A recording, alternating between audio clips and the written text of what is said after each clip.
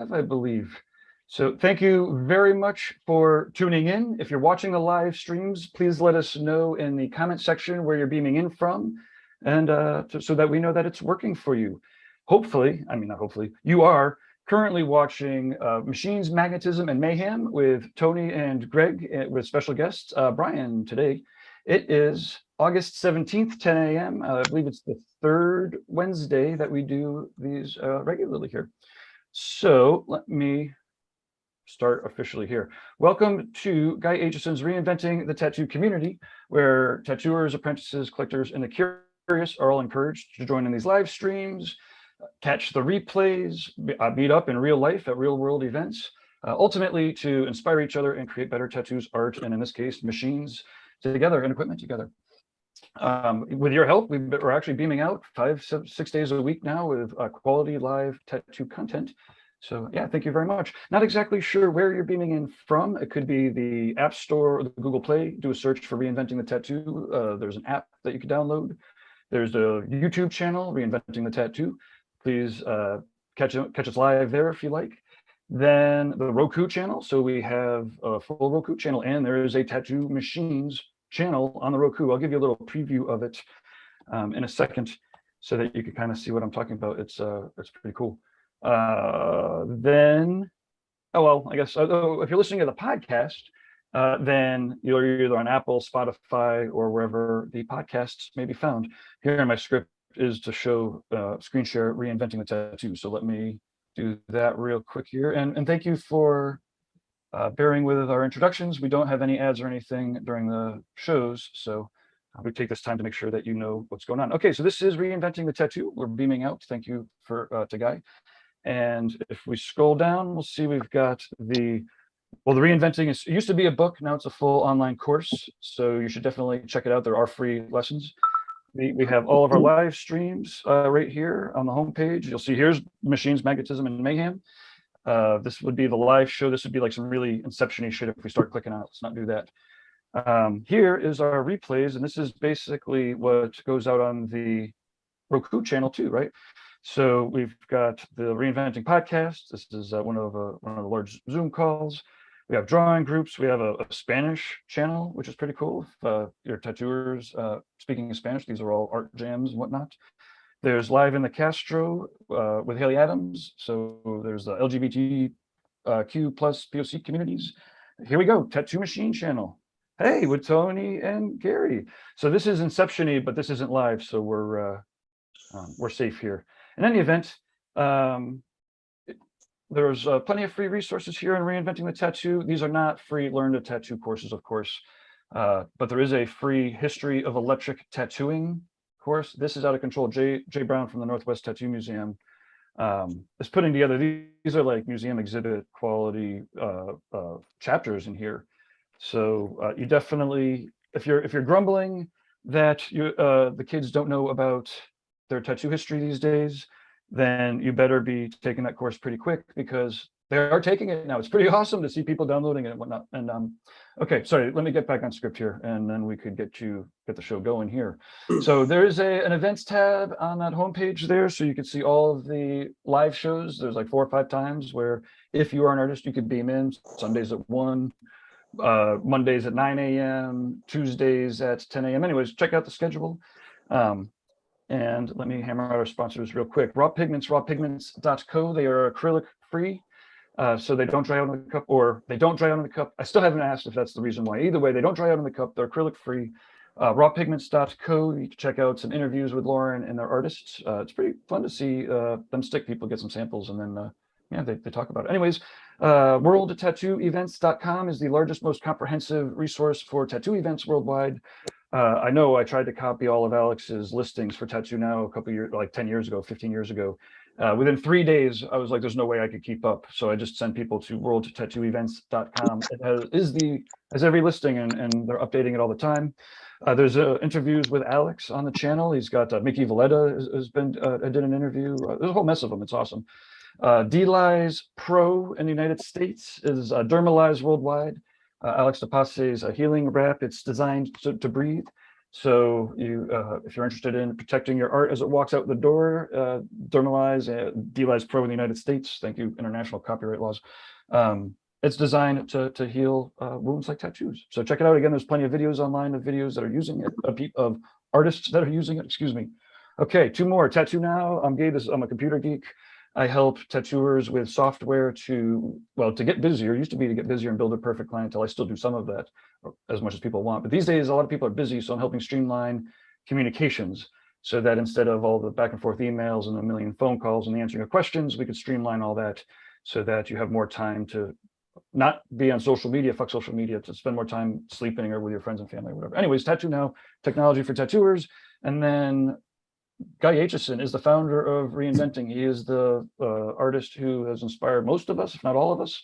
And he's the reason why we're inspiring each other. He's created the space. It started off, Reinventing started off as a 3-ring binder addition to his seminar, and it's grown into, again, not only the online course and courses with, I think there's over 20 guests. Tony Urbanek has a build a tattoo machine in 8 weeks or 8 months, 8 weeks.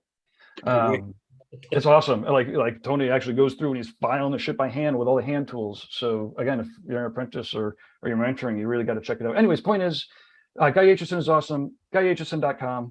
He's got his books, his prints. He's got the Biomech Encyclopedia here. I am going to show it off because I have it here. This thing is huge. It's 2 volumes. So when people are wondering why the shipping is so much, it's because it's huge.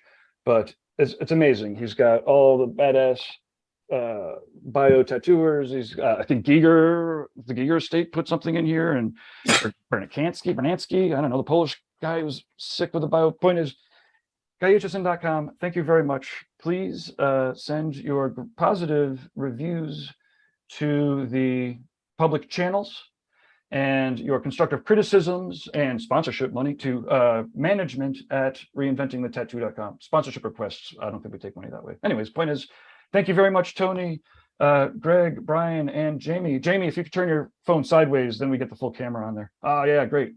Wiggle it maybe, other way. You might have the screen lock on. It's worth doing this. All right. It's all good. Tony, take it away. Tony and Greg, take it away. I'm not here. Thank you. Hey, good morning, everybody. I'm Tony Urbanek, and and that's my daughter, Izzy. And I'd like to welcome everybody to Machines, Magnetism, Mayhem. Greg DiGiacinto is a host. Hi, Greg. Good morning. What's up, buddy?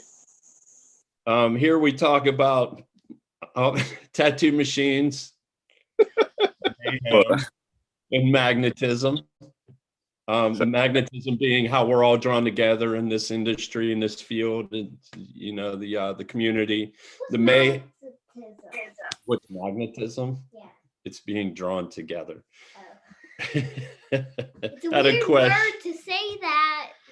And yeah, the mayhem in our lives, which is, being family, building machines, and, just the chaos that interacts with all of us, the traveling and whatnot, the art, the clients. So we talk about machines, we talk about the mayhem, we talk about the magnetism.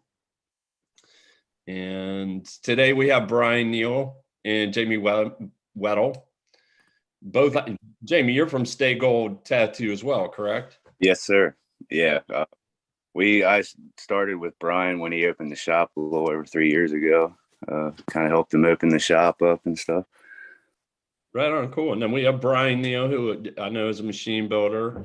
You guys were just at the convention, and we're traveling again this weekend together. So I thought it'd be a good opportunity to get you guys on. Greg as well to grill you. Hope Greg leaves, and he'll be back. And all right. There he is.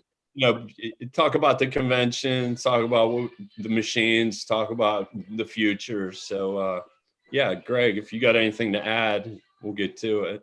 I'm sorry, I'm outside. There's like a fucking fighter jet like flying around.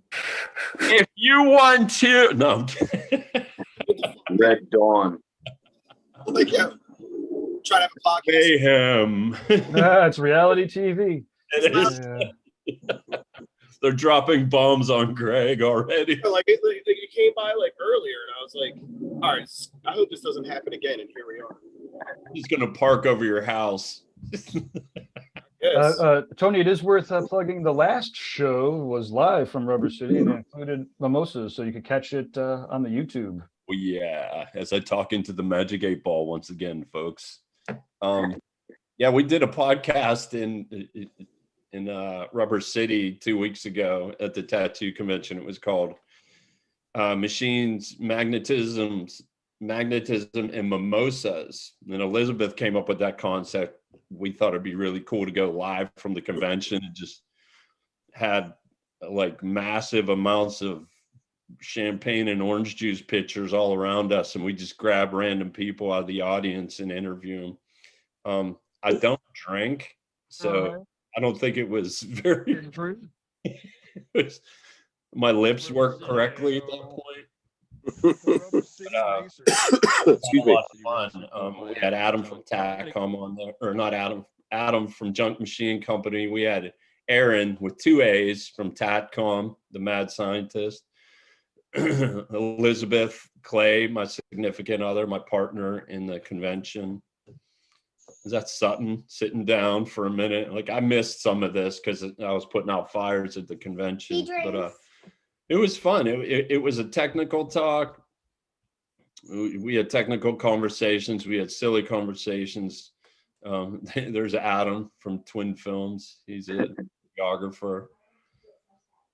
Yeah, I have to go back and rewatch most of this. To me, it was just such a there was such a whirlwind at the convention because I was so busy handling things that I missed a bunch of really great things that happened. But that was one of the moments that I was involved in that I could take a breather and have some good conversation with people at the show. That was a good show, man. Very good show. Thank you very much for that. Thank you very much. I will also chime in. That was amazing. I've gone to a ton of shows. For a first-time show, it was clear that not only did you give a shit, but you were paying attention. And the whole crew was awesome. There wasn't anybody there that was not there to help. Like, everybody on the crew was there to help with a smile. It's great. Yeah, you know what? Our team, for a first-year show and nobody knowing what to expect going into it, like, to roll back a little bit, I've been doing shows since '91. Not throwing them, but going to them. So I pick up little nuances and pieces here and there that I think that I would incorporate if I ever did one. But the crew had no idea going in. You know, I had a couple green guys that never even been to conventions, but they just kind of fell into their place and they found their niche. And with a little bit of direction, man, they just crushed it. And a couple of my guys, I was just hands off, like Dan Hack, Napalm Lungs, and Chance. Oh, dude, that dude helped so much. Solid dude. We call it the Great Wi-Fi Meltdown of 2022 on Saturday, where at the printers, man, everybody just overloaded the server. We found out what the problem was afterwards, but the problem was Brian Neal. That was the problem. Always. You overloaded the servers, dude. I did. Unfortunately. But yeah, those guys handled it well. And then a couple of my friends volunteered and came up. A couple of Elizabeth's friends flew in and handled like the front lines and stuff. And man, everyone they were on point, Gabe. I was really, really impressed with how the team worked personally. You know, I mean, they deserve a lot of credit because I think as a team, we held it together and we held it down. But all the artists were great too. I mean, everybody knows what to do. Like, a lot of the guys that came in, they just know what to do. They've been doing this so long. So there wasn't really any issues or questions. And I think it was a great dynamic because we had quite a mix of people that were doing their first show and then guys who've been doing this for 30 years. So I think it worked really well, having different influences from both directions, like the new school, inspiring the old school, inspiring the new school. Oh, we have 2 Gabes online now. You've multiplied. I'm in the background though. I'll keep my mouth shut from here on out. Cheers, everybody. Oh no, unless you need me. You can jump in any time. But yeah, it was a great show, and I'm glad y'all appreciate it. So yeah, getting back to it. So you've been making any machines lately? Since all this crazy shit is kind of subsided now? Who, me? Yeah. So, I Hopping mean, back in? 6 months up into the convention, that was just my whole life. I was trying to tattoo and build machines while doing that, and I don't recommend it. It's way too much chaos, Welcome to especially my life. yeah. Well, at a tattoo convention on top of it. Yeah. That's a whole nother Yeah. level of like Mayhem. dude, there was Rest points of hell. there where I'm like, oh my God, if I fuck this up, my whole career is just shot, dude. Everyone's gonna hate me in this industry if I do this. So there was that weighing upon me like for 6 months. I think I aged like 20 years in 6 months. You look great. Not worry. But so no, I built I think I only built like 3 or 4 machines during that 6 month period. Because I had to. They were trophy machines. Oh, now you're like you're going back to normal. You're getting out of that mindset, like, you know, hopping back in the basement and making some stuff, you know. So yeah, I came back from the show, and I just went right back to work. I had scheduled appointments already. Like an idiot, I didn't take any time to decompress, and I just went back to that machine mode, dude. I went right in the basement, and I had this. I'm working on some new production machines. Hold on, honey. I'm working on these new production machines. And when I sent the CAD drawing over, it must have been 10% too small for the shader. So No. I did a test plate back, and it was actually the perfect geometry for a micro liner.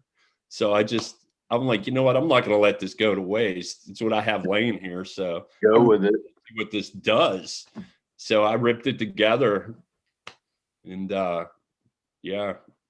I just went right back to it, man. All the parts are just the sides. This is side plates because I have most of my stuff built around the same geometry. I don't like to stray too far.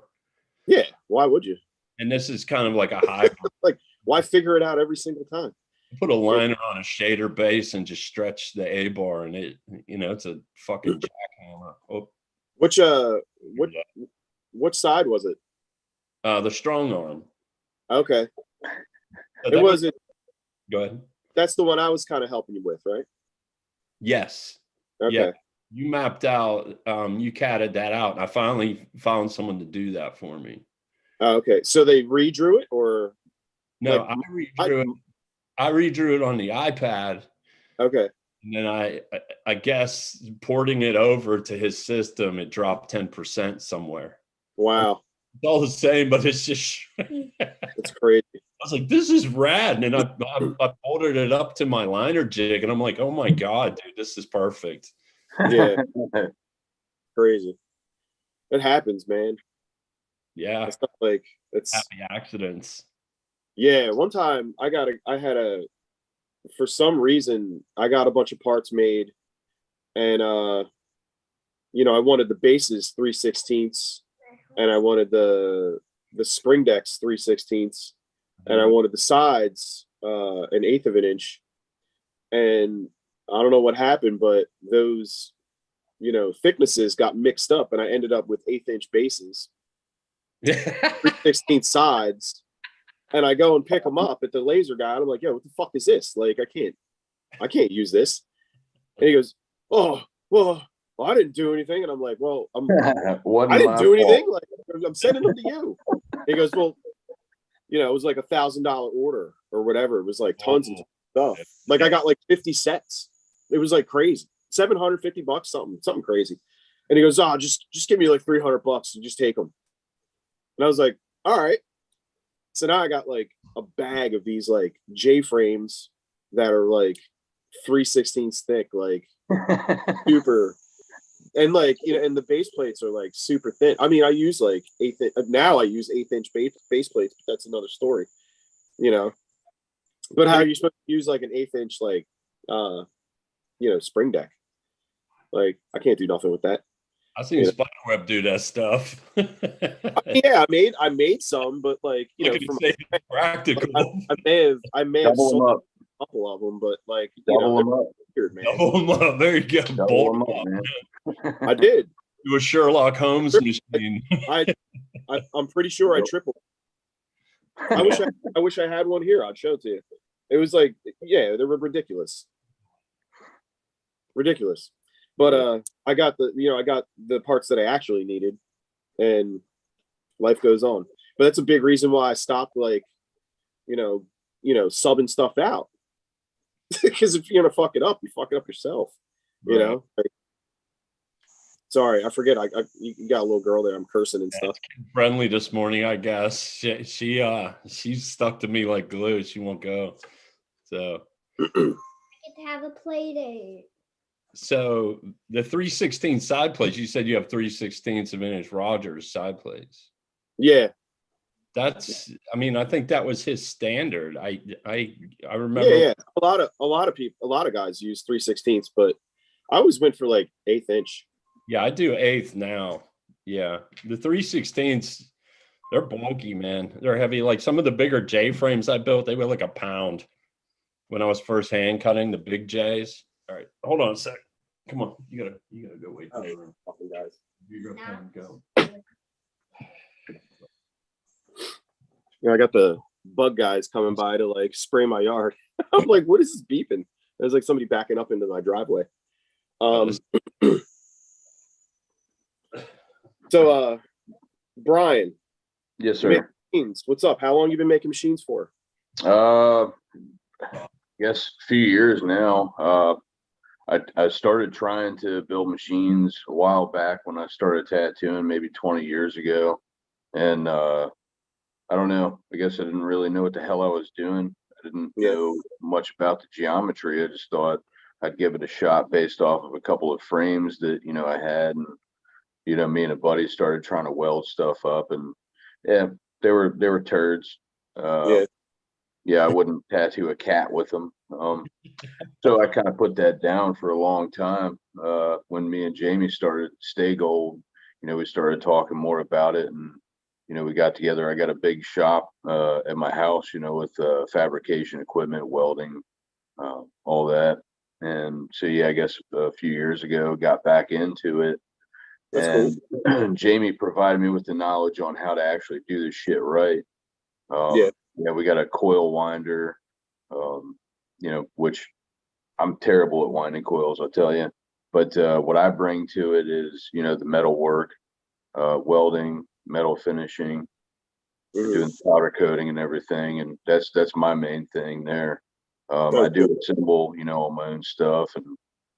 But so I guess it's been a few years now that I've been actually actively building. But Jamie's been building a bit longer than me. And, honestly, like the machines that are my daily drivers, he built for me. So I've learned a lot from him. But about 3 years now that I've really been building. So not all that long, honestly, but man, it's been wild. Built a lot of shit. Yeah. So what is do you have a background in like fabrication as well as tattoo? Yeah, I build cars, hot rods, work on vehicles, that kind of thing. So mostly just welding and fabrication is what I bring to it for the most part. You incorporate all those skill sets in that you require in life. You don't even realize it, how you can apply it to different techniques and principles in your life. Like I think about what I build sometimes, like the thing that I'm doing now, where did I learn that? Like, how did I learn to weld? And I was the same as I did the same thing as you, Brian. I built cars, I built motorcycles, and I started out with a MIG welder, which, is super dirty for small stuff. And then someone's like, hey, dude, you're doing that little stuff. You should try a TIG welder. And I was like, what's that? So I just Harbor Freighted one and experimented and figured it out. But crazy. I didn't realize that at the time that I wouldn't be able to incorporate it. And then, light bulb goes off and there it is. Yeah, no, I was like, in my 20s, I had my kids and quit playing in bands and stayed at home. And I was like, all right, well, what am I going to do now? Well, let's build some cars. And then I realized I sucked at welding. So I was like, all right, well, let me, go take a college course in welding. So I did that. I really liked it. And, then now it's carrying over into the machine building. And yeah, that's been great. I feel like that's my strongest suit, when it comes to, the machine building is just, the metal work, and trying to stay out of Jamie's way. He's the one when it comes to the geometry, and this guy's a fucking wizard, man, I'm telling you. And I've learned a lot in a short period of time. And sometimes it's hard for me to, learn a lot of stuff and to try to get good at things. I really got to, take a lot of time. But I feel like, he's been able to pass a lot of that information as far as geometry and setting things up and how shit actually works. I feel like I've picked it up pretty well. And I think I've built about 30 machines or so in the last couple of years or so. That's And cool. you have one now. Yes, I do. He built me a Rogers, the gold J-frame. It's really cool. That's powder coated, correct? Yes, sir. Yeah, it's a cool piece. Now you hand wound the coils. You built that frame, the whole deal. So yeah, I welded the frame together. I probably had my apprentice Haley do the coils. And yeah. So dude, I'm telling you, I can't wind coils for shit. I've tried 30 times, 40 times, 50 times, however many times. All I do is waste wire. Like I can't get it. I don't know. Like I said, some things are hard for me. You know what I mean? Yeah. But no, we got this winder at the shop. Like we got it bolted onto the drawing table, and if I need some coils, I'm like, all right, Haley, go ahead and wind me up some coils, and she'll make me a pile of them in like 20 minutes. It's crazy. All the rest of the guys at the shop can do it, and for some reason, winding coils I suck at. I can't do it. I know I need to put more time into it and try to be patient, but man, it's tough. It's really hard. I hate winding coils. Well, I hate building the whole sets of coils. That's like my least favorite thing to do. I'm going to start sending them to Haley and have her just spin them for me too. Dude, I'm telling you, you should really. I'll bring you a set this weekend of her coils, and you can check them out. When I used to build for Kingpin back in the day, they would order like 20, 40 machines at a clip, and I would have to sit down and wind 80 coils and shrink wrap them, and it's just no, I don't do that anymore, dude. I'll do like one machine at a time, one set at a time. Yeah. Yeah, after like the 20th one, it's just a muscle memory.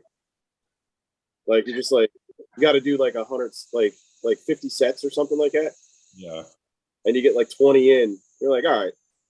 I always get like a little piece of like masking tape and put it on my thumb, so it like glides off my thumb like all easy.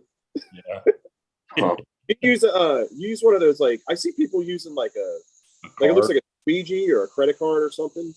Yeah. You use one? I've never used one. Little plastic razors. Plastic razors. Yeah, they're kind of hard to hold, but that's kind of what we've been using. Like, or you can kind of cut a card or something, shape it like to fit your hand a little bit. Yeah. Yeah. A lot of guys using the body filler squeegees, the yellow things. Yeah. Bondo paddle. Yep. So what I've learned, because I just freehand them, and there's a couple of things that I learned. And I've seen this, Seth does it too. The further back you pull the wire, it leads in better. So I don't even touch the wire, and I have a hand control for my speed. So once I get that first wind set or layer, I can just burn that whole coil without stopping. Do you have an electric winder? What's that?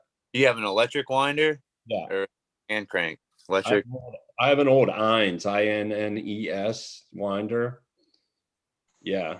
That I modified. It's basically a sewing machine motor is all it is. Like but a little. It has a rheostat on it. So I'll hold the wire in one hand, and I'll pull my chair way back, probably like 6 feet back, because I got a wingspan. And then I'll hold my speed dial while I'm spinning it, As soon as I get to the end, I'll roll it down, wait for it to cross back, and then I blast it. But sometimes I could just blast them, you know. And I talked to Aaron Kane several years back. Like, I went on to this whole coil tangent trying to figure it all out. Like, what's the perfect set of winds and matched ohms, and he broke it down to me. He's like, as long as you're within 10 winds, you're fine. So that made me a little sloppier on my winding, and I never noticed any difference between my perfect winds and, like, sometimes I'll get a collapse on the ends. Dude, you can hand spin them on, like, and it'll work. You know, it'll look like shit. It won't be perfect, but it'll still work. Put coil covers. That'll be going right. I mean, I get what Brian's saying. It's tough. I don't use the card, and I'm by no ways perfect, by no means perfect, but I could wind a perfect coil, and I get excited when I do, because I just freehand them in, like, hey, it worked again. You don't use a foot pedal, Tone? Nah, I don't. I like wired mine for a foot pedal years ago. Yeah, I probably should, but I can't. Now that I've been doing it for like 20 years on this Heinz, I have like a touch, you know what I mean? Yeah. It's the way I do it. It's almost like it has like a variable speed. Yeah, it has a real tight rheostat on it, so I could walk it down. Those pedals to me seem like they're more on-offy, but I could be wrong. I made a line out of there was this guy, I don't know if you remember this dude named Paul Flory. He used to do all the design, the CAD design and the machining for Pulse a long time ago. The name sounds familiar. When is like Chronos or something, like on eBay.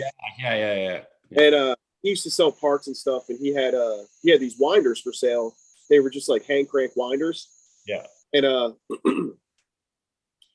I was doing that for a while when I first started, like hand cranking them and shit. And then like I was like, fuck this, dude. Like, I'm starting to get like Popeye arm. I'm starting to look like a fucking fiddle crab. Like, like I'm like, this is enough. So I had an old what do you call it?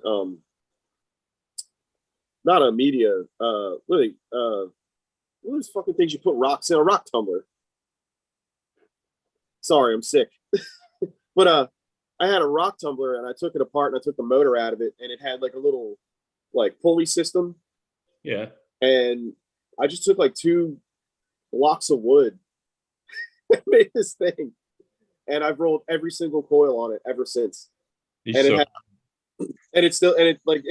just one speed, and it has just like a little rubber belt and like a little pulley. Yeah. And this little tiny motor. And it's got a foot pedal. And I've been using that ever since. And I've never used the card thing. I just have like I drilled a hole through like the piece of wood, and the wire comes up through the hole, and I steady it with my thumb and go back and forth. With your thumb? Yeah. Like I just use the tip of my thumb, and like I said, you put like a piece of masking tape on there so it glides a little bit better. Right. Yeah. And it, protects your thumb. It doesn't hurt. All right, But so what you guys are saying is that I need to stop screwing off and get back to winding coils and not give up. You're saying that. We're not saying that. Yeah, I'm not saying anything. I mean, there's a purist mentality out there in some Dude, I place. tried it left-handed, right-handed, like all this kind of thing, and Do it with your toes. Yeah, well, at least trying us to make them and them. Every good tattoo machine builder makes coils with their toes, dude. Like, what are you doing? Let's go. I don't know. Apparently not the right thing, but come Monday morning, I'm on it, Greg. Yeah, man, hop on it, dude. It's like, you get it. It's, dude. Listen, we're all just fucking trained monkeys, man. We just do tattoos. We're not that smart. We got it. You can get it. Like, it's no big deal. Repetition. We always say that. Repetition, man. Try again. Yeah. Repetition is the path to mastery. Well, the thing is, when you're talking to other builders too, you could pick up tricks and tips and make life easier. And you take that back and you think about it and process it and turn it to your own process. The best tip here is masking tape foam. Masking.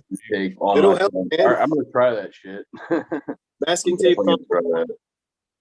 Yeah, we'll reconvene next month and talk about masking tape thumb. I'm gonna We're try gonna change the name of the podcast to Machines, Magnetism, and Masking tape thumb.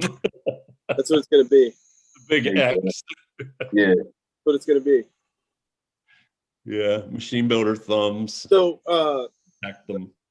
the stuff that you guys are Jamie, you I didn't know this, but I guess you build machines with Brian. Yes, I do. Yeah. Yeah. He's the welder guy. Like I'm the geometry and coil guy, but he's the one that does the main welding. So he's pretty hands-on with that stuff. Like, Okay, cool. Oh, you're the Chong to his Cheech. yeah, dude. Oh shit. Okay. Welder, dude. He's Tweedledee, I'm Tweedledum. And how long you been messing with machines? I've been actually messing with them for a while, even before I started tattooing, man. I had a couple like shitty Chinese machines I would like take apart, and kind of they were like the coils were made out of like aluminum wire and shit. It was crazy, but Yep. Yeah, I would just kind of take them apart and see how they fucking were put together. Burn your hand off. How did they work? Like, You gotta wear like 2 gloves. And they're getting better with that shit. Now they're like fucking crazy with it. But like 10 years ago it was garbage, But to buy $100 worth of supplies, get a free $6 machine. dude, it's killing fucking dude. People are buying machines off fucking Amazon like crazy now. Get a whole That deal. You buy $500 worth of stuff, and you get a free like coil machine. Yeah. And one time I did that, and I got one, and it was actually fucking awesome. Turns out it was made by Jerry Rieger. Really? It was fucking amazing.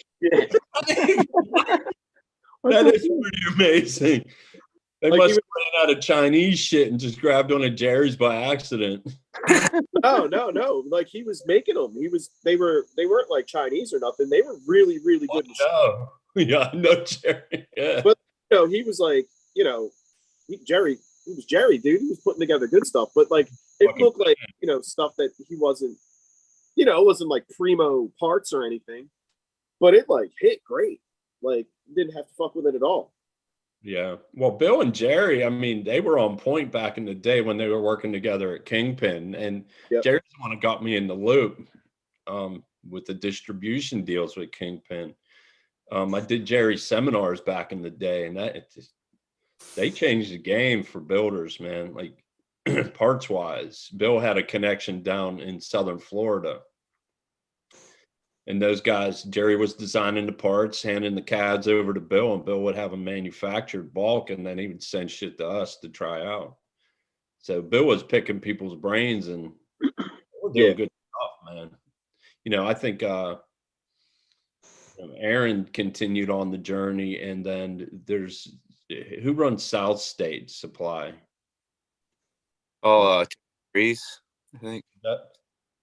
South State. South State, yeah. Yeah, that's Toby Reese. Toby, yeah. Bill turned me on to Toby a couple years back, and Toby just picked up the ball and ran with it too. Right, and I think he's just an engineer, right? He's not like a tattooer. I don't think he's a tattooer. He's just an engineer, I think.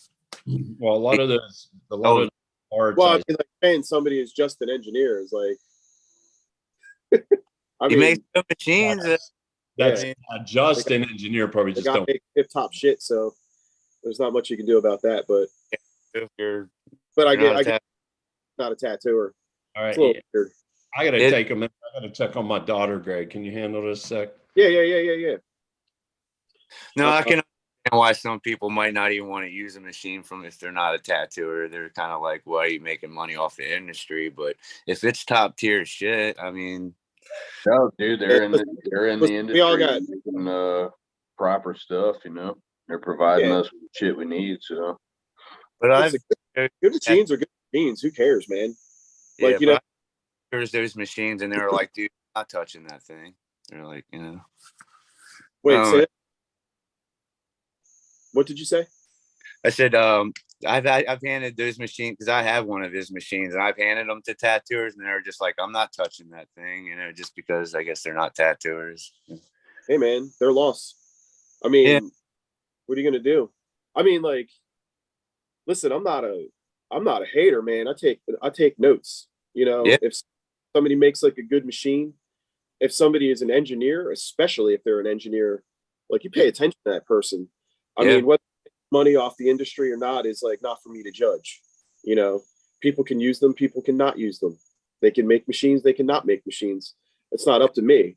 You know, I didn't thing, and I'm definitely not going to end it. But you know, I know where I stand as far as like being a tattooer. Like, you know, I'll fucking smoke motherfuckers at walk-ins. Let's go. You know what I mean? Like, but that's neither here nor there. Like, you know, it's important to like support who you want to support, but at the same time, like if you can learn something from somebody, that's cool too. You know, like I don't see that dude as doing anything different than anybody else did. I mean, he's doing cool stuff. That's cool. You know, there's that dude, you know, Austin, in New England somewhere, and AMR. AMR, yeah. Makes killer shit. I don't think that guy tattoos. No, you know? but he like CNCs this stuff. So I mean, it's all pretty good geometry and shit. It's all CNC though. Yeah, but fuck it, man. If it works, it works. Well, I don't use CNC. Make every single thing by hand, but that doesn't make me cooler than everybody else. It doesn't make my better than. That just means that's my process. You know, put a little passion into it, maybe though. I mean, you're hand making it. You got more time into it. Yeah, but you know, passion is relevant to like who is there to like give a shit about it. Yeah. You know, people don't care. I mean, it takes me like months to make tattoo machines. Months. You know, if I make 20, it takes me 3 months. But that doesn't mean anybody has to like it. It certainly doesn't mean anybody has to buy them. It's no big deal. And even if you don't buy them, I'm still going to be making them. I'm a tattoo machine builder. It's like, it's no big deal. But there's something we can learn from everyone, you know, like you can learn from Austin. You can learn from the South State dude. Like, it's no big deal. I think those dudes are cool. I mean, I don't know them personally, but I think what they're doing is pretty cool. And if they're like, if anybody thinks that they're like, you know, thinning out or like, you know, watering out like some kind of, you know, like they're like watering up like or diluting. That's the fucking word I'm looking for. I'm sorry. Yeah. They're like, you know, diluting doing or something. That's all. It's really all relevant to who thinks that way, or like if you think that way. I don't think that. I think what they're doing is cool. Do what you're doing, man. Who cares? You know, if you're confident in what you do, you don't care. I think that that's, to me, like I don't really care what everybody else is doing. I'm only doing what I'm doing, you know. And I think if everybody embraced that same mentality, you know, we can all learn from one another. You know, I don't think it's a bad thing. But who cares, really? I mean, we all been tattooing a million years. You know, we're gonna tattoo a million more years. You know, it's like, you know, tattooing ain't going nowhere. You know. I mean, what do you guys think? I mean, no, I agree. I think, and you know, going back to talking about Eminent Supply, you know, that dude's a tattooer. You know, Tony brought up Jerry Rieger earlier. Yeah, that guy carrying on stuff that, you know, he learned from working with him. He's still doing his thing. A lot of my parts I get from Eminent Supply. And what's the guy's Aaron Bloomquist. Aaron Bloom. Yeah, I mean, he makes good shit. He's a solid cat. Like, you know, I only had like one minor issue with a couple of things, and he's like, "Oh crap, I put the wrong shit in the bag. Here, I'm gonna send it to you. No problem." Yeah, you know, stand-up guy is doing his thing. Yeah, he's you know, makes good shit, and you know, we make cool shit out of what he's supplying us with, and yeah, I think he's a solid cat. It's awesome. Yeah, I mean, we've got stuff from South State, AMR also. You know, we've built stuff off of all those guys' shit, you know, and yeah, dude. You know, sometimes like with the machines that we do, you know, you want some really nice cast frames? Look up Joe Mcveigh. Joe Mcveigh. Yeah, that dude is ripping out real nice Wagners, nice Jonesies, nice Bulldogs, all cast. You can get them milled and drilled, or you can get them plain, like Mhm. you know, get them like like basically Raw. Raw raw. And he makes really, really nice stuff. He's real low key. He will never like promote himself on here, and he'd probably be super pissed if he even heard that I said his name on here. Like What's his name again? One more time. Joe McVeigh. Joe McVeigh. He's All from Missouri. Around Right. Springfield. That dude's amazing. And he makes really, really good stuff. I have a little collection of raw frames from him, and he makes super nice stuff. Are you going to build on them, or are you just hanging on to those? Man, I would like to build onto them, but I have like I don't really collect a lot of machines, but I like to collect parts from people. Mhm. Like an Ernie Carafa raw frame, no holes in it or nothing like Oh, that. really? I have a Cool. bunch of Mike Wilson parts that we've like traded over the last couple years. Actually, Mike Wilson just gave me a raw like Juan Puente frame. It was like a Really? bent frame, and it's got no vise on it. It's got the front and everything, but but I'm looking at this like he's like, yeah, you should build this up. I'm like, I'm never fucking building this. Like, you kidding me? Like, this thing is old. Like, I'm never Yeah, doing put that shit on the shelf, man. Yeah, it's really cool. That's So, cool. I've been kind of like I try to tell people like if you like really like for real like this dude is doing like he's doing lost wax casting. Mhm. And a lot of these guys that are doing lost wax casting are subbing it out to other shop or machine shops or Oh, whatever. sorry, that was weird. I just for some reason the recording just stopped. Hey Tony, could you just accept the host? I apologize about this. This is like the guy in the black shirt running across real quick. I tried to make you host, Tony, but it seems like it stopped the recording. It's still going out, but I don't see anything anywhere. you should. Oh, it says that you're host. Okay, so you are now host. Is there any way for you to click record by chance? Or to the cloud or computer. Oh, wait, I've got it right here. Record. Please ask the host to give you permission to record. Is there a way for you to click the 3 dots on the bottom? I could take it back. It says stop live stream. That's No, don't do that. Huh, are you on the computer? Yeah. Oh, that's great. So that just, if you go up to, I think there's 3 little dots on the lower right-hand corner for like options. It says more, and it only says stop live stream. Yeah, let's not do that. Let's go far, far away from that. Maybe if you just go up to the top where it says meeting. And then on the very top of, and then it'll go down, there's the last one says record. The last option says record. Yeah, record on this computer or record Yeah. cloud. Record on the computer. Awesome. There you go. Okay. Now I'm going to back out. And so now you have the when you guys are done, you can click end meeting for all. It'll end it on the live stream too. And then I'll edit this out. Cheers. Sorry to break your concentration there, Greg. That's okay. So what I was saying was a lot of guys that get lost wax casts done and they're getting it subbed out to a place, or they get sand casting done, they get it subbed out to another place. But this dude does it all, and it's an incredible process. If you've ever looked up the lost wax process, or what they call investment casting, it's really fucking cool. And he does it, and he's so fucking low key about it. And he is constantly casting new stuff, and it's super awesome. I just picked up some Jonesies that were cast in bronze, I think, from him. And they're really, really nice. Hold on a second. Let me see if I can find them. Hold on. Yeah, speaking of collecting castings, I picked up a machine off of Bernard, Bernard's Garage. Oh, yeah. Denmark. Yeah, those are cool. Is that Navy brass?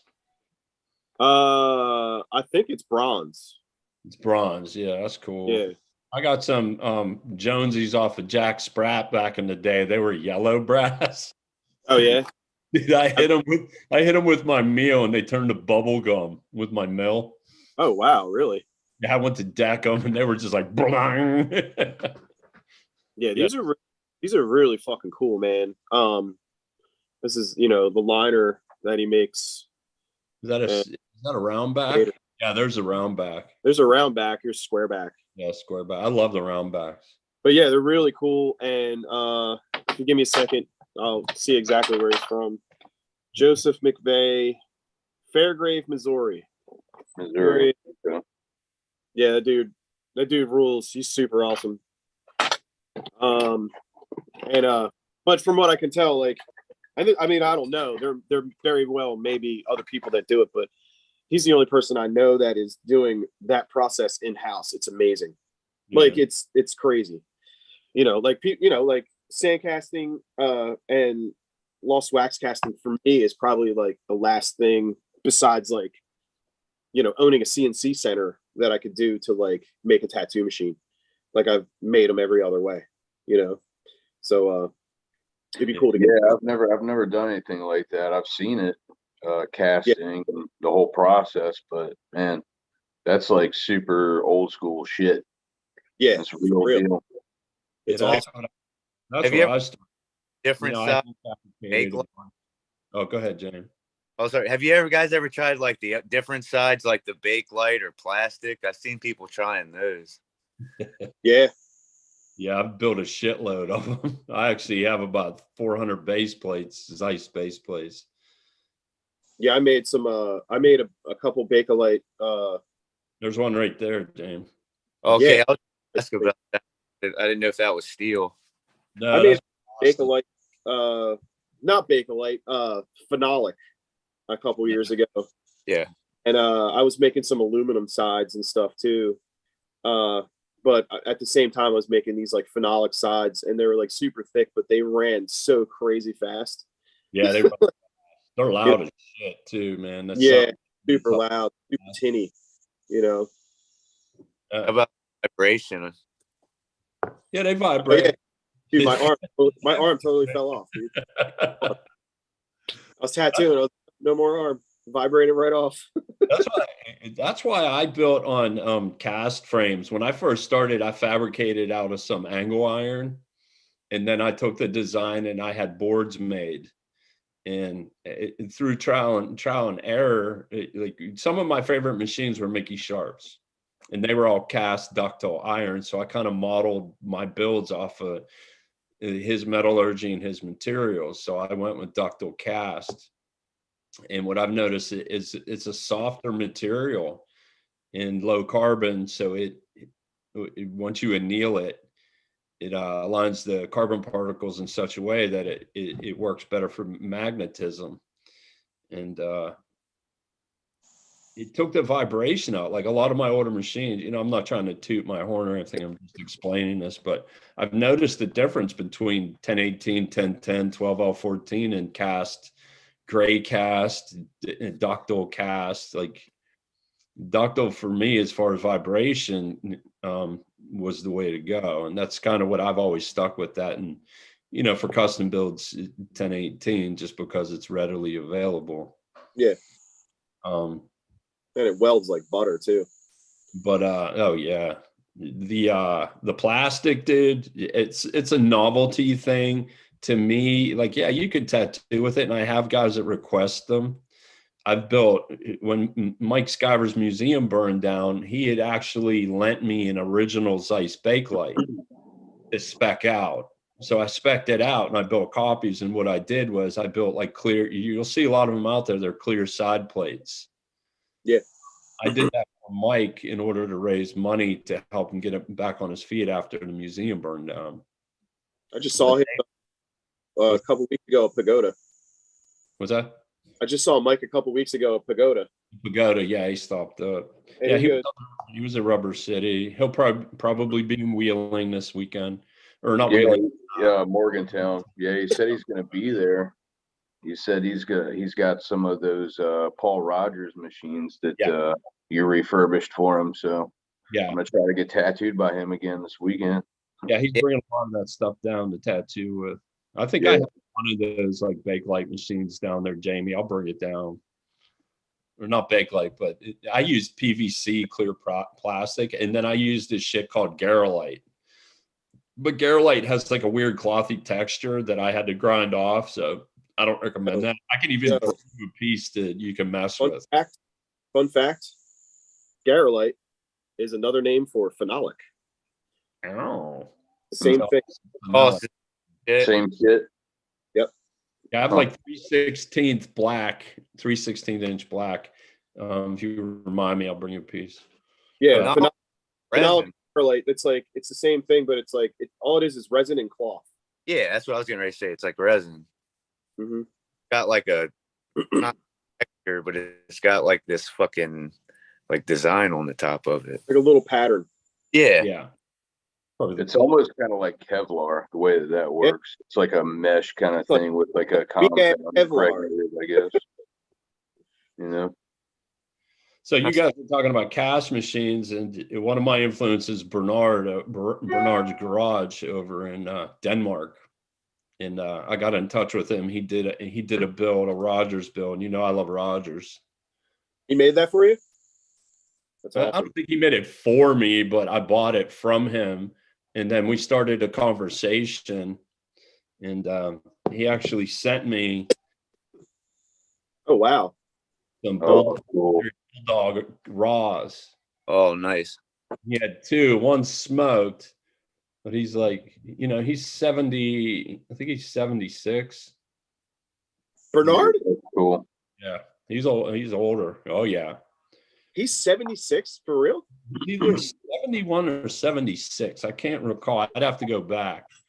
But I was on vacation. We were just going back and forth. His English is kind of broken. He was sending me pictures of his workshop and telling me stories and stuff. He's super nice, man. I didn't realize that.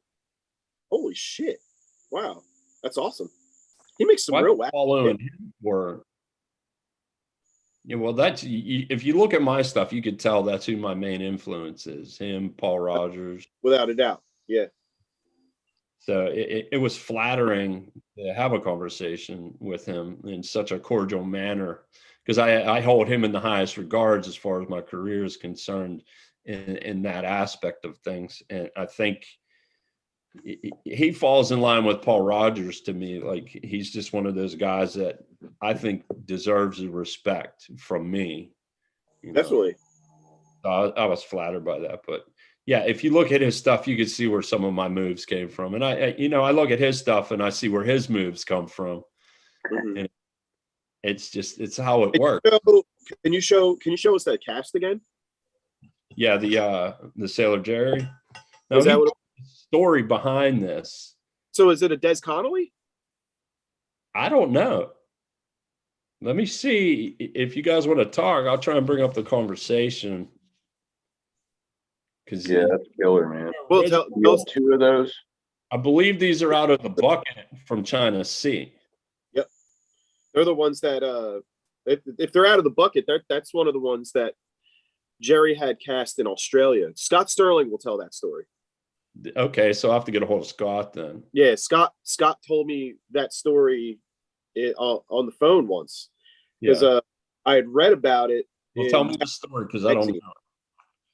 And because Scott was telling the story in his interview, and he posted something about a streamliner or something about, I don't know. And I commented on there, and he called me up right away. And like, we talked about it for about an hour. I'm sitting in my car out in front of the shop talking to him about it. And he told me that like Jerry had them cast by a guy. I'm pretty sure the guy's name was Des Connolly. Des Connolly, yeah. In Australia somewhere. And had them shipped over to Hawaii.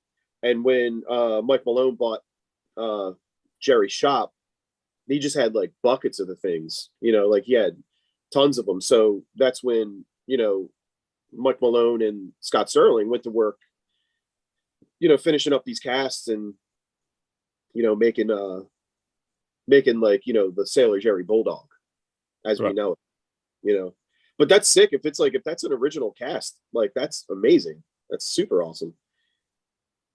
All right. I found the conversation.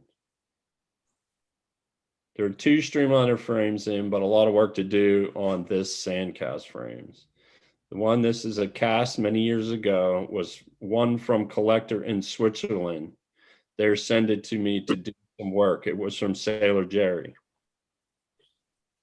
You gonna do anything with those? What's that? Are you gonna do anything with those? Yeah, I'm gonna sit fucker right on my desk. Keep them in your drawer. Yo, send them shits to me. Carafa two frames too. I got spiderweb blanks. I got carafa blanks. Like, I knew through all the years, man, like, hey, listen, we don't live forever, you know? Yeah. And I see what this shit's worth. Paul was selling his machines for $265, and he was showing conventions with brown bags of them. Now look with 5,000, 7,000, 10,000. He's gone, man. You know? Yeah, it's crazy. That's awesome. So you have one that's good, and you have another one that's not so good. So I have one they started to deck it back here. Okay. That's it. It's super clean. And well, at least you get one flat surface to work from. That's cool. Someone whacked it with the mill. You can see it. Wow, that sucks. I could braze fill that and just use it, you know, but I'm not. You know, it came from Bernard. It came from Jerry. Yeah. You paid for them, or he gave those to you? He gifted them. What a fucking what a gem. That's incredible. That's incredible. That is awesome. I bought this. That's awesome, man. And yeah, I like how he does this little wax stamp here. Oh wow, it's like Maker's Mark. Yeah, he's something. He's a class act. And then he sent me this signed card, but he must have signed it with like water pen. So blown out. His signature is just like his machines. Yeah, there was a stamp on here too.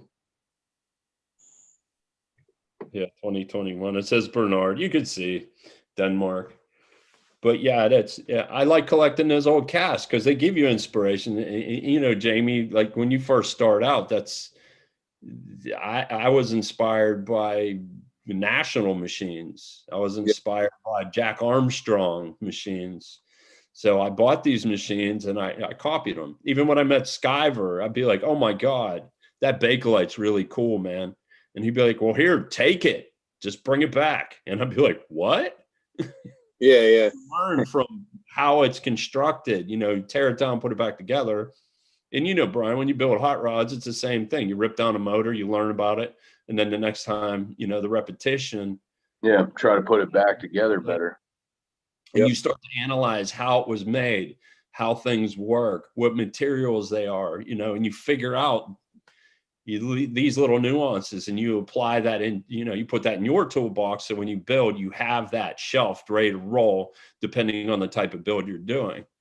And I was fortunate to have the opportunity that when I first started my career, I was poor. I couldn't afford to buy a machine complete, together, tuned, built. I had to buy kit form National, and it was like $80 or $200.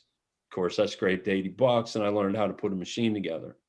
So that kind of piqued my interest and started me on my journey to where I knew I could build. And then, you know, as I evolved, as we talked about the welding, how you add that in your arsenal, I started to figure things out. You know, with the casting, I wanted to learn about casting, so I went down the rabbit hole. I wanted to learn about Rogers. I went down his rabbit hole. And then to Bakelite, and that's just kind of what happens. Your cast stuff is like beautiful. All the stuff that you ever made, like sandcast, like hands down some of the nicest casts I've ever seen. Yeah, where did you learn that? Who did you go to when that time came? What's that? The casting. Back then we had yellow pages, dude. I just picked up the phone book and started thumbing through. And I live in Pittsburgh, and we're a steel town, so there's foundries, machine shops, metallurgists. And then the internet started too, and I just went online and, you know, I started picking people's brains, making phone calls. Nobody wanted to deal with me back in the day. They're like, tattoo machine? No, that's cool. But then I went into a place in Pittsburgh. That's all they did. I tattooed a guy that worked at Saxonburg Foundry when they were around. They're about half hour north of Pittsburgh. He was casting me these gray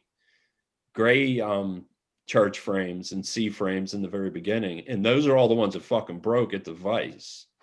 Yeah, wrong I got material. those. You gave me one. I brazed the new tube vise on it, and then I never put it together. So it's like that's sitting around. So I sold a bunch of those through Kingpin, and they all came back, and I'm like, why the fuck are these all breaking? And then Gray metal. Using the wrong iron. What iron are they using? How much magnesium are they putting in it? Like, et cetera, et cetera. So it just kind of, I just rolled through this haphazardly. I didn't have someone to say, you got to do this, this, this, and this. It was a process that took multiple years to get to. So what, they put too much magnesium or not enough? Well, it was just gray iron. They were casting them out of gray, which is super soft and porous, which is fucking fantastic, you know, as far as vibration and softness and machining. But there was no malleability, or the word. They weren't malleable. So like you couldn't put it in a vise and smack it and it would bend. Right? Yeah, it was too brittle. Fucking shatter or crack in three places. Like it would break. Seth did the same thing back in the 90s. He did some first runs out of gray, and those are all the ones that broke. And I know Aaron did some carving on those. I have one and it broke. Same place, same thing. Yeah. You know, and it was just a process of just diving into that rabbit hole, Brian, and just figuring out what worked for me. And I will say I've dealt with 3 foundries, and each foundry's materials were different. Each foundry's processes were different. So, and their lead times were different. It was quirky. I mean, sometimes it'd take me 2 years to get frames. Like it fucked my career up at one point because people were bulk ordering, you know, 20, 40, 80 machines. And I'm waiting 6 months for cast, and these people are getting pissed. That's part of the reason why I left Kingpin, because it became too much. Like, money's great and all, but that's not why I'm in it. You know, I'm in it for that's like super stress when you got way too much shit going on, man. But I own all the boards still for most, like some were lost. So foundries around here shut down. You have to have boards made of each one. And on each board, there's like 6 to 8 frames. They'll cast 6 to 8. And then you have to have them anneal, whatever, this whole process. And it takes a lot of time.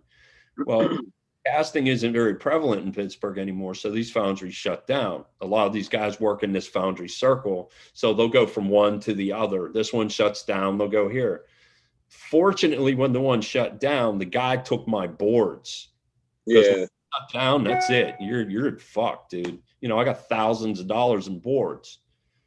The guy took them. He still has them. He works with foundries in Pittsburgh. So we had a discussion yesterday about bringing some of these back, actually. Not bulk, but like limited runs, you know. Really? That's interesting. Yeah. And if you guys want to do casts, I can hook you up with these guys. They're pretty solid. I have a box of casts in the basement. I just haven't. I don't know. I've been digging the one-off builds lately, so experimenting with other things. So I haven't really. Yo, let me get a couple, man. Add them to my collection. I could send you a couple. Yeah. All right, cool. Yeah, I'm gonna made. I got to get back in touch with them. Yeah, that's one of the things that I've always wanted to do is first start out with sand casting, and then move on to investment casting. They're similar processes, but they're very, very different. You know, I built a, not to call it a cupola, but I built a furnace, and I fired brass in it. I was able to melt brass. How did it work out? I bought this book offline like 10, 15 years ago. It shows you how to make one out of a 5-gallon bucket. And I probably have the same book. Yeah. Dude. Backyard. Yeah. Backyard casting. That's the kind of shit I'm into. Small redneck shit. I mean, it's not hard, and it runs off of like a propane tank. Yeah, just like a gas tank. Yeah, propane tank and a fucking shop vac. That's what I use to blow the air, because you need high pressure air, of course. Yeah. No, mine's black and white. Oh, like, Yankee, like someone printed out 24 page. Let me see it. What's it called? No, mine's different. I'll see if Oh, I can. yeah. This is like the same thing though, man. Dude, I bought this. $12. I bought this so long ago, and I was like, man, this is fucking nuts, dude. Like, look at that's like the one picture on there, and I'm like looking at it, I'm like, dude, this is crazy. That's a cupola. This is what you made? That's for iron. No, see, that's what I wanted to do because I wanted to cast iron. I could only cast like bronze and brass. Right. Softer metals. Yeah. Well, yeah. that's And where you got to throw borax in the mix to clean it. It's like a flux. well, that's where, I'm pretty sure that's where the magnesium comes into play. But for the cupola melting iron, man, you need it's like long high temperatures, and that's something. All right, so from how it was explained to me is like the magnesium comes into play because like if you've ever like burned magnesium like in science class or something. Yeah, that's what they use to burn through doors, like the Navy SEALs. Isn't that correct? Right. So it reaches a certain the metal reaches a certain point and a certain viscosity and a certain temperature, but then you hit it with magnesium and it really heats it up. Like it gets like water. Yeah. So when you introduce the magnesium into it after a certain point, that's what gets it super, super hot. But if you introduce too much magnesium, it'll make it super, super hard. Right. Okay. What I've learned too. Like you can hear it when you pick up like a cast. Like in 3 different examples, it'd be like this. When you hit it, you can hear the sound resonate. If it has too much magnesium, it'll ting bright. You know what I'm talking about? Ding. Yeah, like a bell. It's annealed. It's like I call it a dead hit. It's dead. And that's what I look for. This doesn't feel annealed to me. Yeah. So I did want to ask you about that, Tony. If you, I mean, I know about the process of it, but you've been talking about annealing, a couple times you brought that up. So would you care to explain what the process of annealing is versus hardening, if you don't mind? We'll call Brian annealing. So I had to do that. Funny guy. In a quick layman's term, annealing is a process. It's heat and time. So you take a fresh cast of iron machines, ductile iron. They put it in an oven, the annealing company or the heat treating company, and they'll bring it up to a certain temperature for a period of time, and they'll let it sit. Then they'll bring it down. Then they'll bring it down. Then they'll bring it down. Then they'll bring it down to cool. And it's a process of heat versus time, like the slope. And what that does, in layman terms, it aligns the carbon particles in such a way that it softens the metal and makes it more magnetically conducive to our process. So if you were to take a fresh cast ductile iron machine and put it in your mill, it's the hardest thing you're ever going to try and mill, dude. It's like you can't put a drill bit through it. It's brutal. But if you anneal it, it becomes like butter.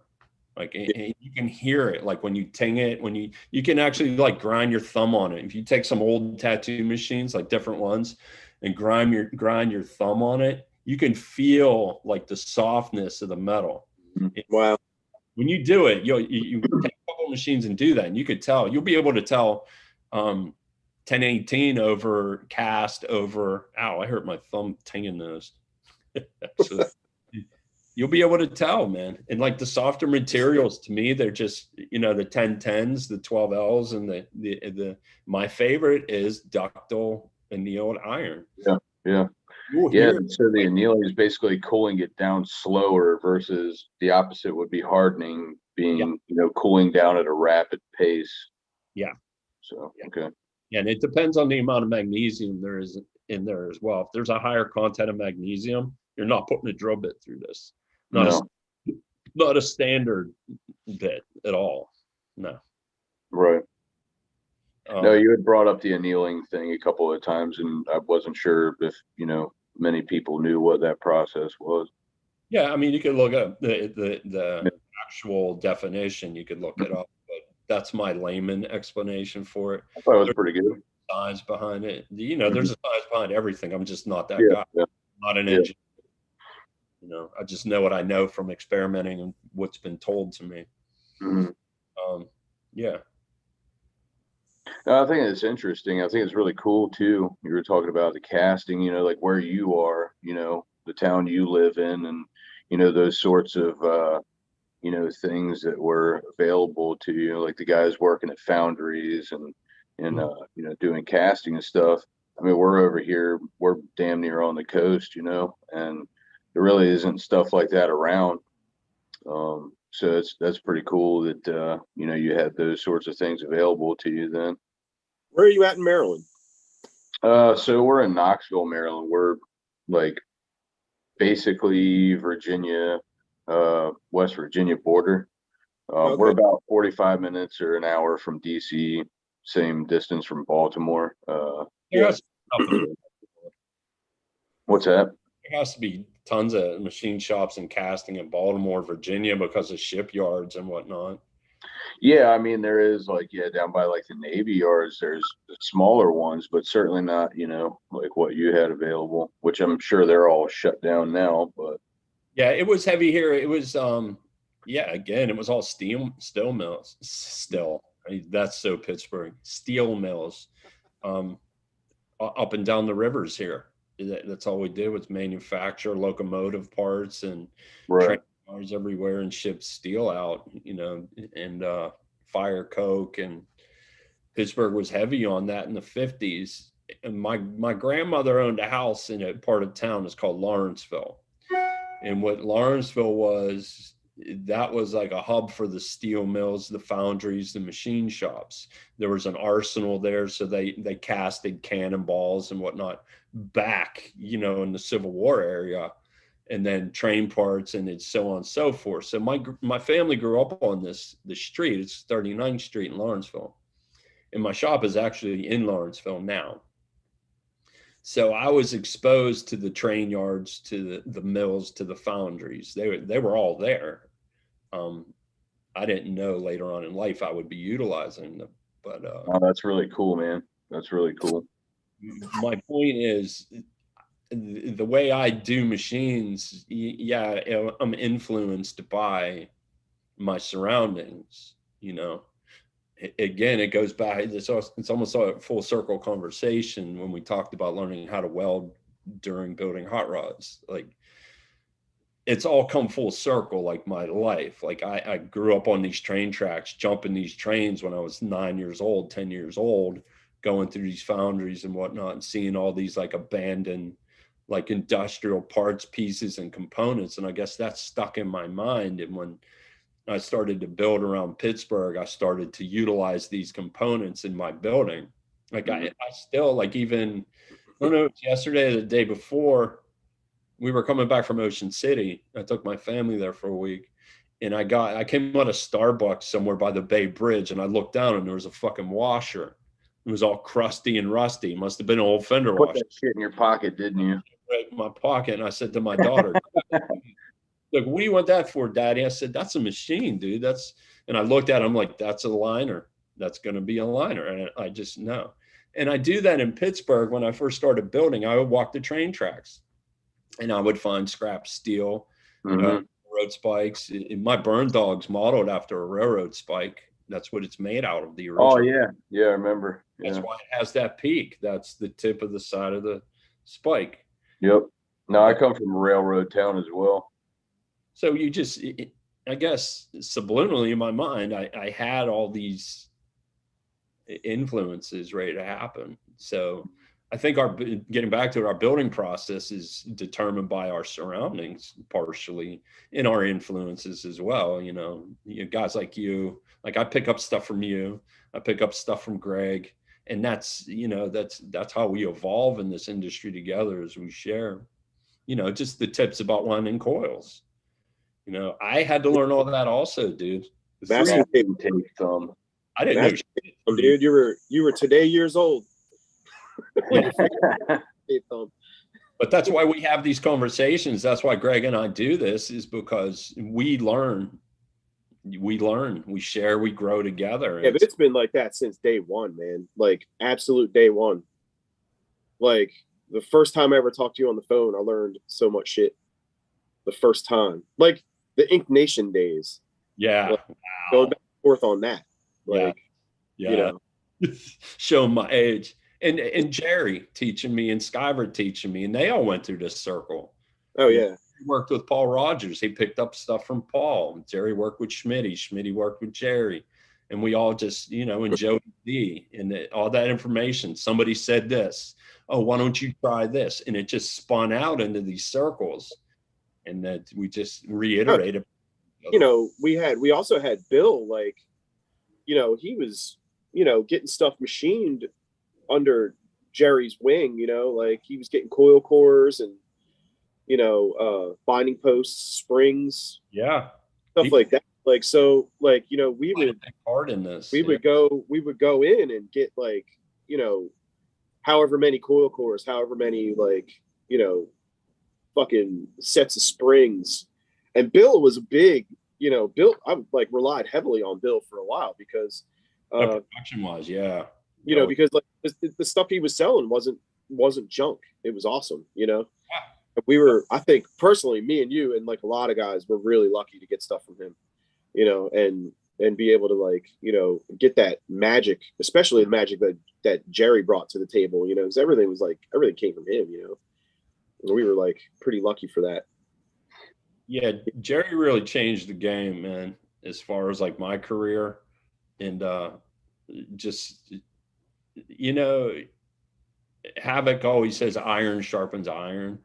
Mm-hmm. You know, everybody helps each other out. And I see that as I look back, you know, and I just met Havoc this year, and we talk about this stuff now, but looking back now, applying what I've learned this year, I see that how the craft needs to carry on and there needs to be purity to it. And I see how guys influence each other and uplift each other to move forward.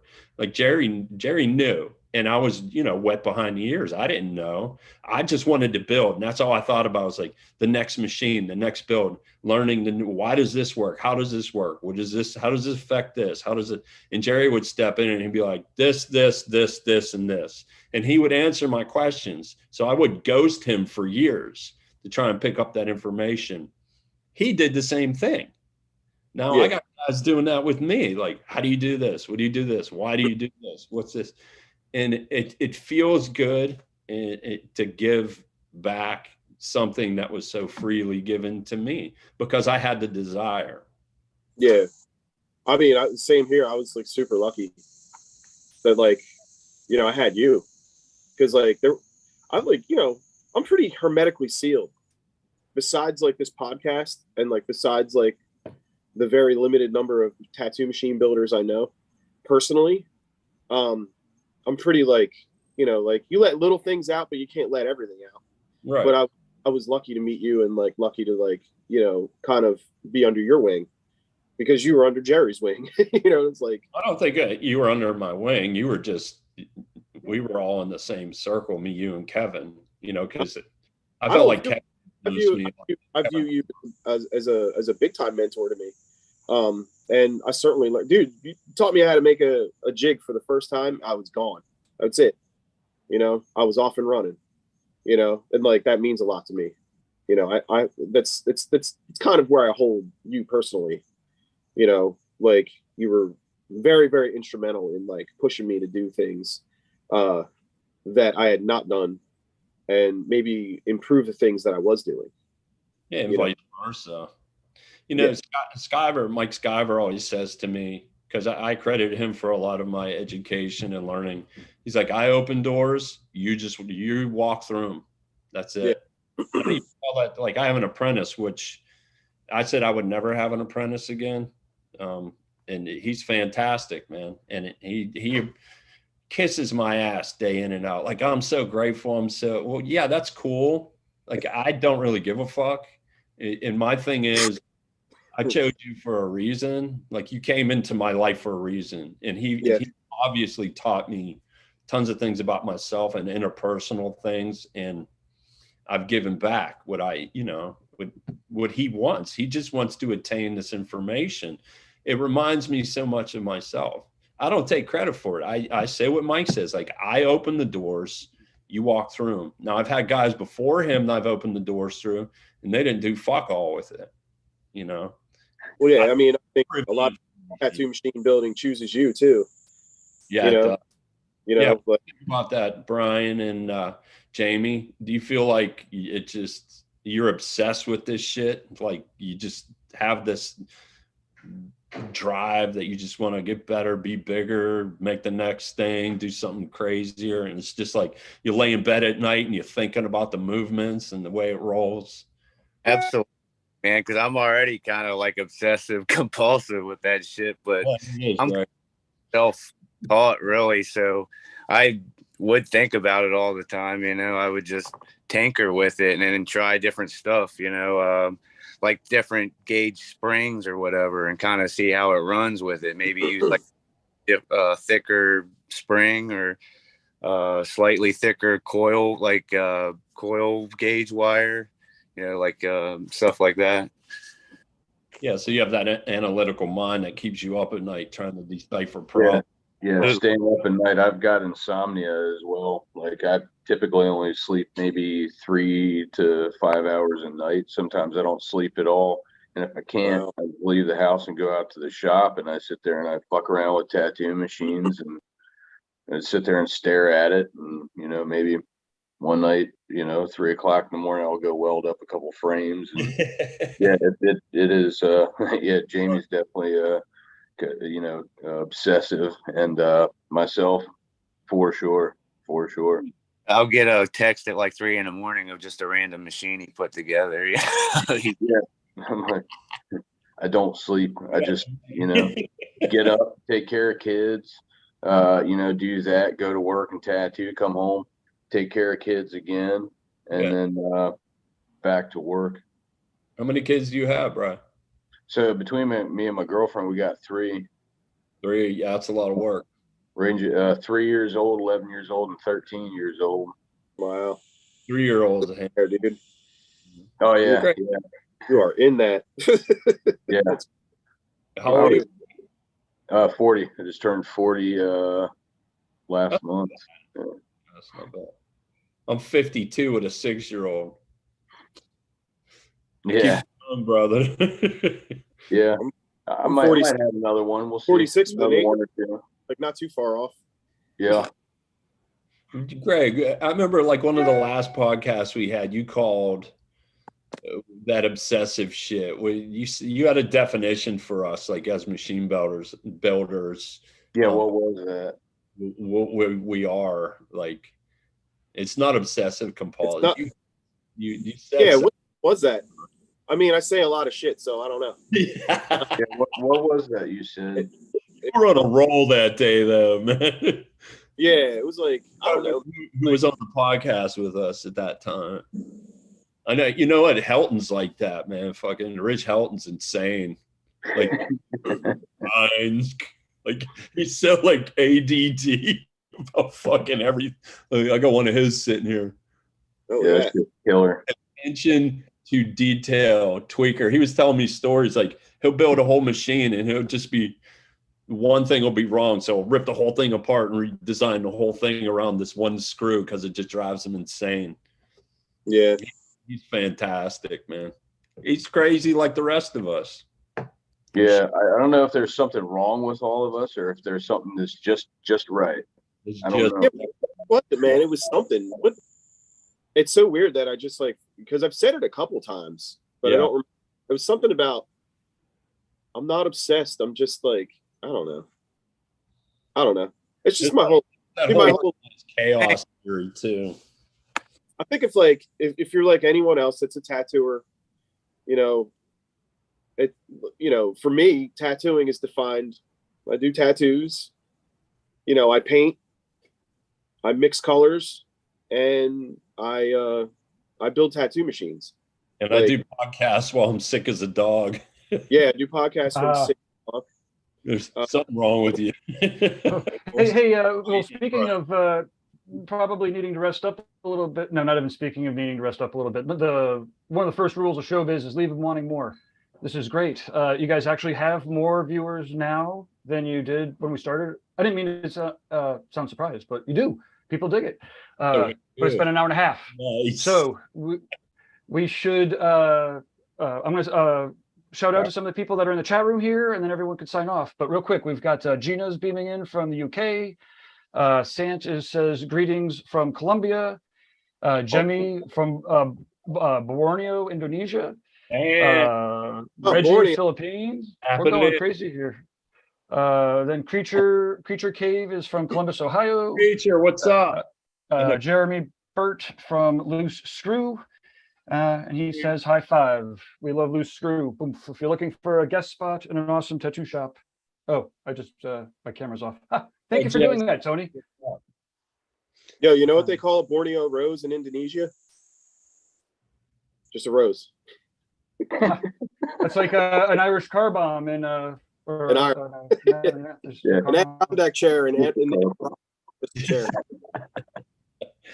Awesome. But Tony, time to let everybody wrap it up, and then we'll catch up next month. Yeah, I hope you guys enjoyed the show. Mr. Brian Neal, Mr. James Weddle, Mr. Weddle. I gotta watch my enunciation. Greg DiGiacinto. Fucking worst. And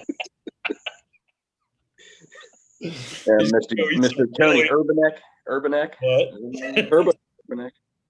Fucking over here. That was me at the Machine Magnetism and Mimosa podcast. My name is number. Anyhow, I'm Tony Urbanek. You can find me on Instagram at T Urbanek Machines or just Tony Urbanek. I'm in Pittsburgh, PA, at a little shop called Inka and I run the Rubber City Tattoo Invitational along with my partner. This is Mr. Greg DiGiacinto. What's Where can we up? My Instagram is Veritas MFG. It stands for manufacturing, not motherfucking Greg. Motherfucking Greg. My shop is right outside of Atlantic City, New Jersey. It's called Mr. Blue Sky Tattoo. You can find us on Instagram under Mr. Blue Sky Tattoo. You know, I haven't updated my website in a million years because I'm too busy doing other shit. So if you want to get something cool, hit me up on Instagram. I'll show you what I got. And that's that. I make tattoos. I make tattoo machines for a living, and that's it. And I love my buddy Tony. He's a good dude. And thank you guys for coming on here. We appreciate it. We love talking to anybody and everybody. Yeah, thanks for having us. It's good to hear about you guys and your adventures in tattoo machine building. And certainly good conversation. And thanks to Gabe, and thank you to Guy Aitchison and Reinventing the Tattoo for putting us on and letting us do some cool stuff, you know, talk some shit, you know, every month or so. It's much appreciated. Yeah, that's awesome. Brian, where can our viewers find you? So I'm on Instagram, Brian Neal Tattooer. I'm the owner of Stay Gold Tattoo Company in Knoxville, Maryland. And yep, I make tattoos and do rowdy shit. I like to build tattoo machines, and that's pretty much about it for me. And you could catch Brian at the West Virginia Tattoo Expo put on by Rocco Cunningham this weekend. It's the 19th through the 21st, I believe, in Morgantown. I'll be down there as well. Jamie, will you be there as well? Yeah, I'm going to be at the West Virginia Expo. Yeah. You bringing some machines? Yeah, I'm bringing machines. I also do a lot of other weird shit. I make oddities and all kinds of shit, dude. I do machines and other shit. I gotta constantly be making something, you know. I get bored. I do machines and shit. Yeah. I do machines and shit, son. But you got to check out Jamie's stencil shit that he's making, dude. Oh, yeah, the Care Bears. Yeah, and the honey bears. Yeah, dude, you got to check this stuff out, dude. Ridiculous. And multicolored ones for this order. Can I drink that? Is my question. You're gonna pee out of your butt. Yeah. But yeah, you can drink it.